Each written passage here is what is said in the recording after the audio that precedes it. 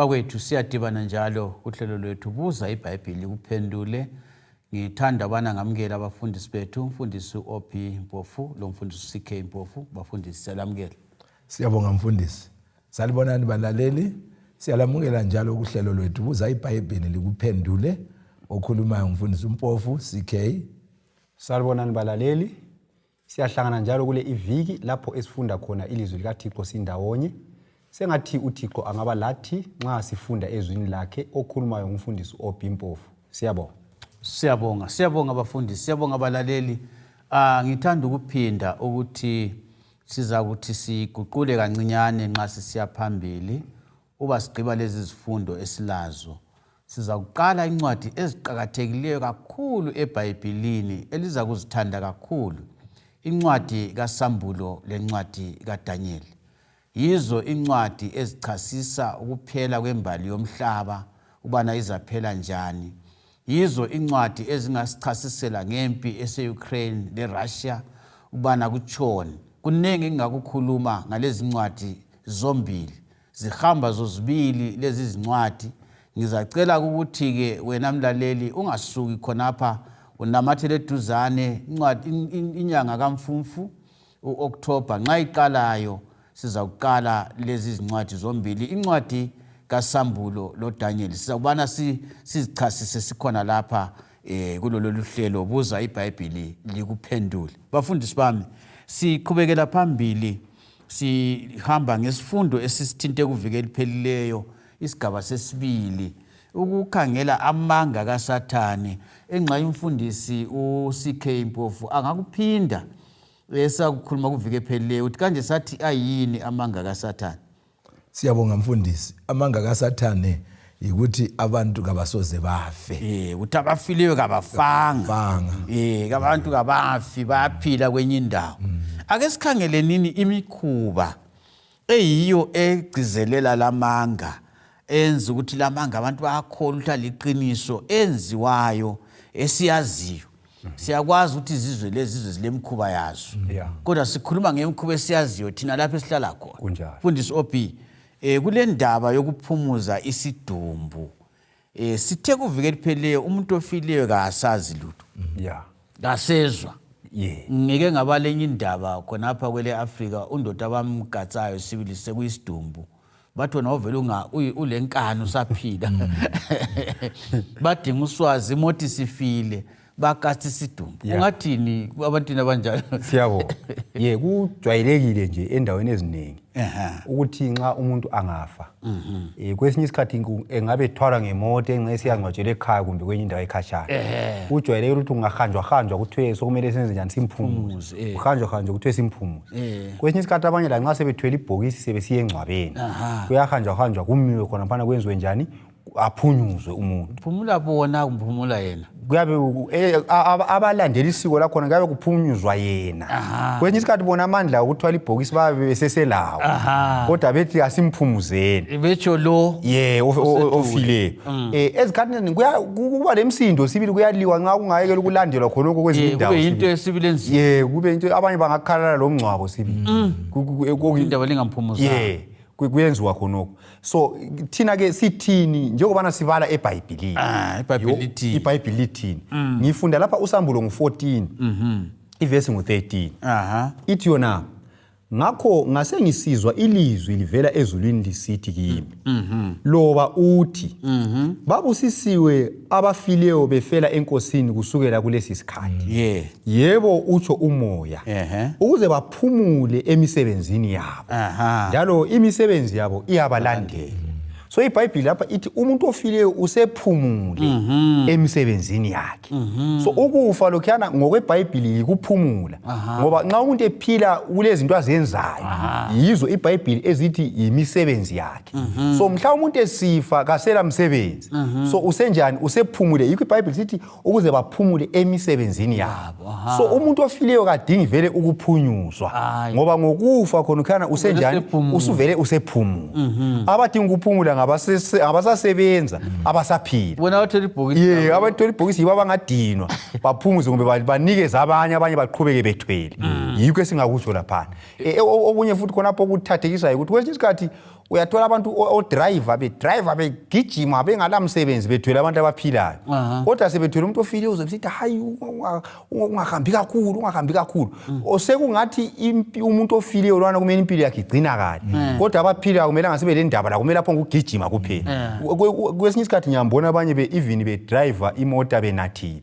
Kodwa bayesaba ukunatha bedrive umuntu ofile. Kodwa uyanatha driver abantu abaphilayo.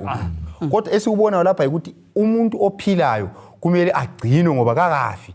Kodwa lowo osefile useziphumulile. Yikho ekushiyo iBhayibheli. Ngenye indlela mfundisi singakayithi khonapho la nxa kade shukwa ngumkhuhlane. Kunjalo. Usephumule. Angithi?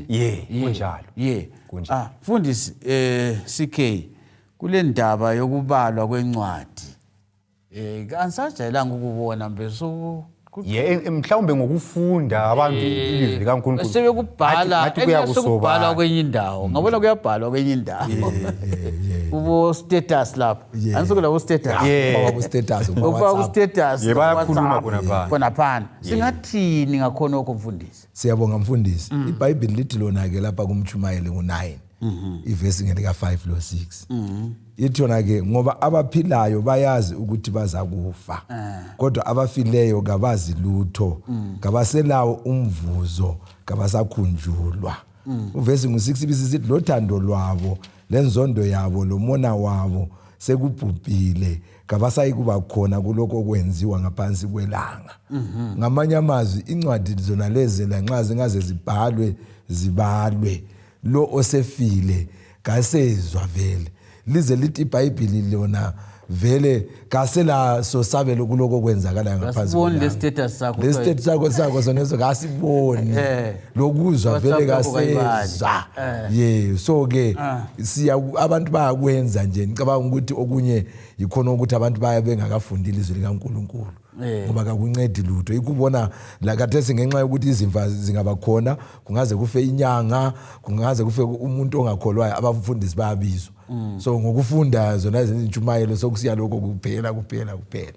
So umuntu nxa kodwa enekhuluma lo muntu ofileyo uyabe ecabangani uyabe kuyini okusengqondweni yakhe. Mhlawumbe okunye umfundisi sikhe engakayithathi engifisa ukuthi ngukhuthaza abalaleli kasibeni lo mkhuba ukuthi umuntu nxa esaphila kasithi uyagula akuhambe uyembona asithi uhambe ekhatshana kulomzali wakho akuyenze umyenzela izinto ezimbi.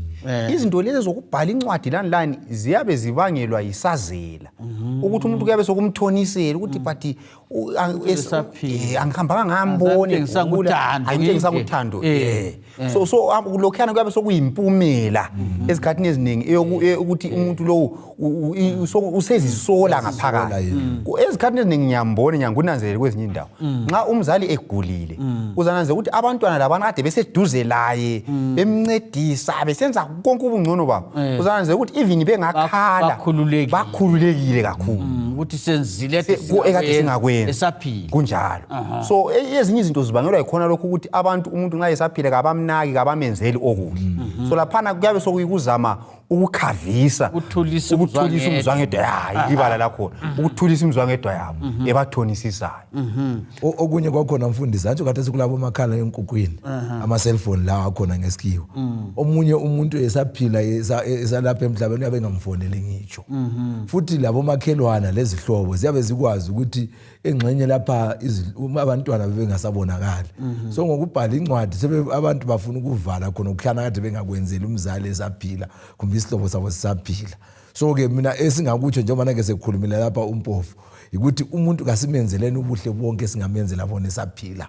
Ungeza ukuthi uyagula mkhamse esibhedlela adinga imali umuntu ayelatshwa nawe uhamba uyembona khona okuqhakathekile esaphila. Ngibona ngani bafundisa into elikhuluma iqhakathekile kakhulu kithi sonke labalaleli ukuthi uthando kasilujengisela nesisaphila. Yebo. Nxa umuntu esefile omunye yakhumbula kwakungogogo lokhulu angasazi ukuthi waqala ukufa nguphi mbona ngumkhulu kule ngubo enhle zisafika ingubo lezi ezikhudumalayo lezi ufuna ukuyiphosela engcwabeni abantu bathi hayi ugogo kala ngubo ungayiha wathi hayi yekeleni ihambe ngiyakukhona okukutsho ukuthi enxa ukhule esaphila wayengagwego engazembathi sembathiswe engcwabeni kasayizwa beyadliwa ngamagenga kunjalo.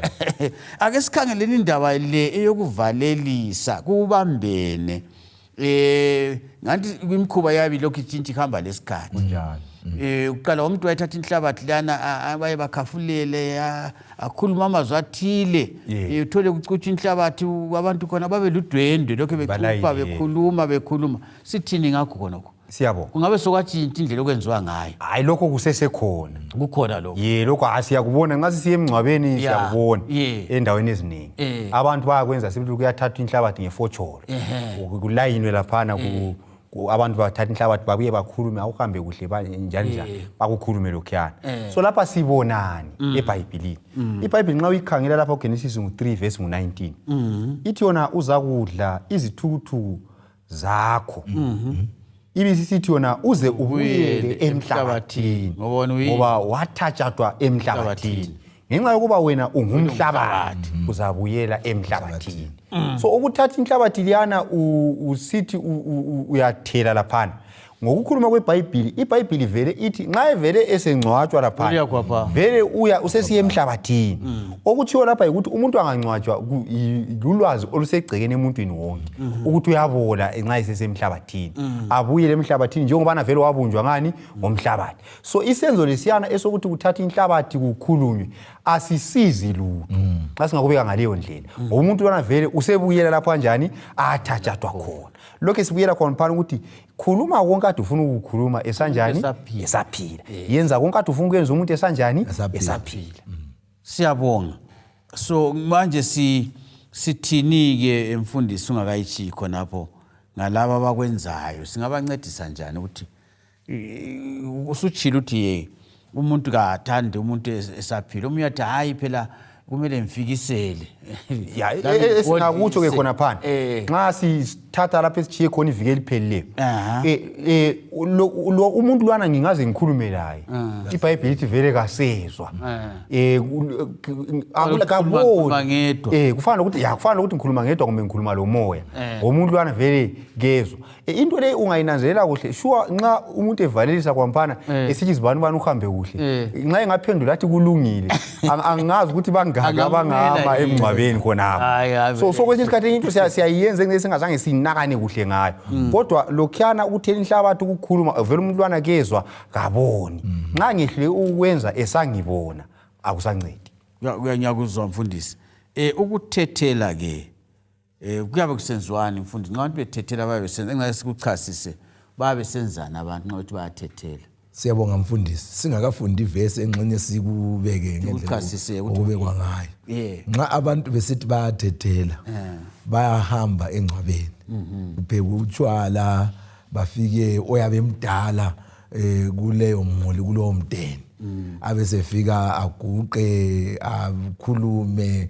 ngamanye amazwi ukuthethela vele ukukhuluma nomuntu ofileyo sikuchasise ukwenza ukuthi balaleli bakubambe kuhle ukuthi yikuthi bathi ngamadlozi babe sitsho abantu asebafayo kudala yikho besiye emangcwabeni uma indaba engayizulu into yakhona iyamangalisa mfundisi wami yekela ke sifunde iBhayibheli lithini kwaIsaya 8 verse ngelika 19 ithi yona ke abantu baza kuthi kuwe buza emadlozini la kubathakathi abachaya imilozi banyenyeze angithi abantu bangabuza kubonkulunkulu babo babuzelane kwabafileyo abaphilayo bekhona na so ngamanye amazwi lapha iBhayibheli isikhuze ukuthi abantu bazabuya bethi hambuye buza kwabafileyo emadlozini emangcwabeni uthiwa into zakho azikuhambeli kuhle hamba uyebuza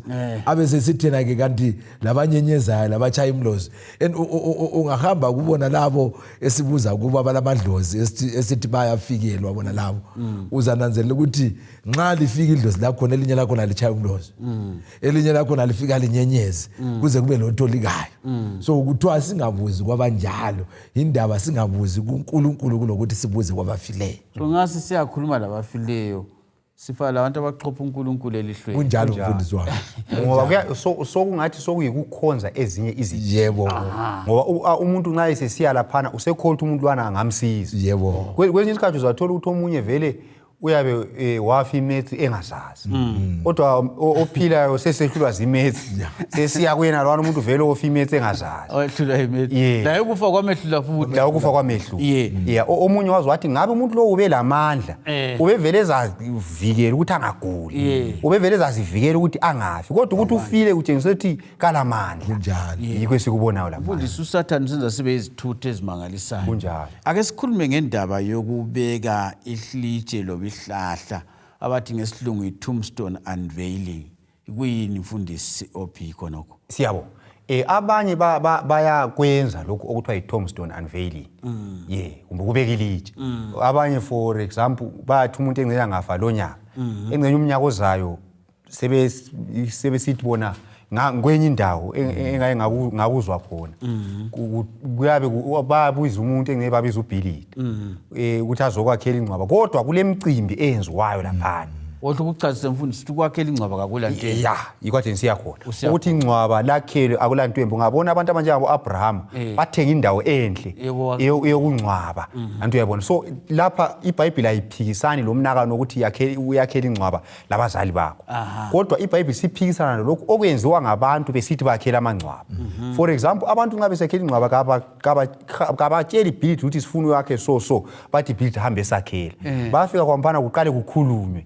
Lo muntu ofile engcenye abanye bathi sesibuyile lapha sesizokwakhela sicela usivumele abanye bayenza inkonzo lekunye kunenginengi okumayelana lokukhuluma lo muntu onjani ofileyo. So umkhuba wona lo ukuthi kukhulunywe lo muntu ofileyo yiyo iBhayibheli elingavumelani lawo ngoba iBhayibheli ithi abafileyo kabazi lutho. Ungafunda lapha amakhubo ngo146 ngingakayikhatshana mfundisi ngenye indlela vele abantu abenza njalo balandela intshumayelo kaSathane kunjalo ukuthi umntwana akafanga ngoba lokho bekhuluma laye lokho becela kuye ukuthi esifuna ukwakhela lapha sicela phela ngabe ngulamandla ngabe uyazakhela phela ingcwaba lapho kodwa bayacela kuye so lapha kumele sikunanzelele khona lokho ukuthi ukwakhela amangcwaba akulahlupho kodwa nxa sesisakha amangcwaba sokusenziwa inkonzo yokukhuluma lo muntu kumbe inkonzo lokuthethela kwesinye isikhathi baya kule nsuku sebekutshintsha amabizo bakunika amabizo esikhiwa kodwa kungumbuyiso khona kuyumthethelo khona kube impucuko kodwa lokho kusenza into enjani efananayo engcenye abalaleli ngenxa yesikhathi bangafunda uHubo ngo146 verse 4 ithi umoya wakhe uyasuka kuye uyabuyela emhlabathini ngalolo suku imicabango yakhe iyabhubha so umuntu uyacela kuye wena ukuthi sifuna ukukwakhela ingcwaba kasala mcabango ukasezwa vele so kakusizi ukuthi senze inkonzo ekukhuluma lo muntu lwana ngoba vele kasela mcabango yikho kushiyo iBhayibheli la. Siyabonga mfundisi ake sikhangele indaba yokubuyisa sikhe.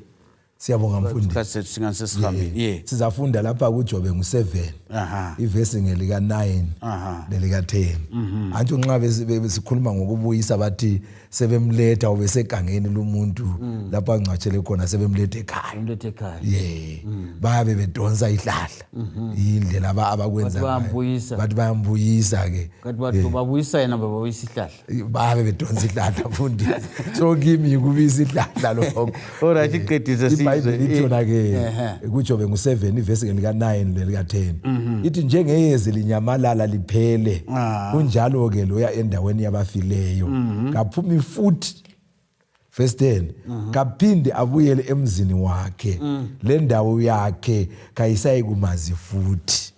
Uyabona ke ngamanye amazwi abantu benza nje kodwa iBhayibheli liqedile ukuthi kaphumi futhi kaphinde futhi abuyele endaweni yakhe le ndawo yakhe ayikuba mazi.